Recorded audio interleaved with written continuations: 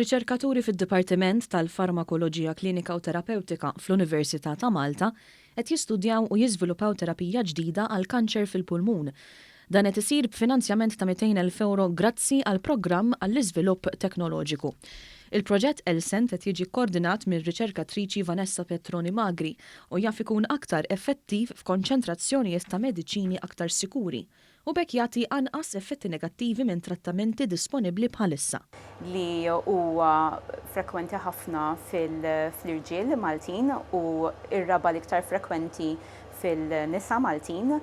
Qed nistudjaw trattament illi jikkonsisti minn 3 mediċini maqudin flimkien u din mhijiex tiġi studjata ġewwa pajjiżi oħra. L-ewwel darba li qed nistudjawha hija hawnhekk ġewwa l-Università ta' Malta. Waqt żjara li għamel fuq il-proġett il-Ministru għar-Riċerka Owen Bonnici ġie spjegat lilu wkoll għalfejn jaf ikun ta' benefiċċju li jkunu inklużi 3 mediċini differenti fit-trattament, kif spjegat f'kumment Petroni Magri. Nistudjaw tlieta f'daqqa li nippruvaw innaqsu id-doża ta' kull wieħed minnhom għax meta jaħdmu flimkien ikunu iktar effettivi milli kieku nagħtu mediċina waħda biss.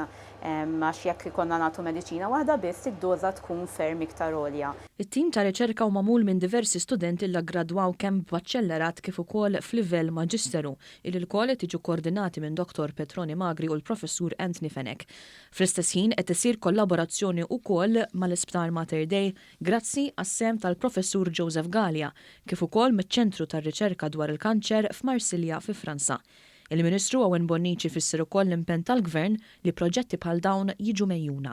Aħna naturalment se nkomplu nappoġġjaw it-talent enormi ta' dawn ir-riċerkaturi Maltin li aħna kburin bihom għax nemmnu li dan huwa l-futur anke fil-qasam tal-riċerka f'pajjiżna.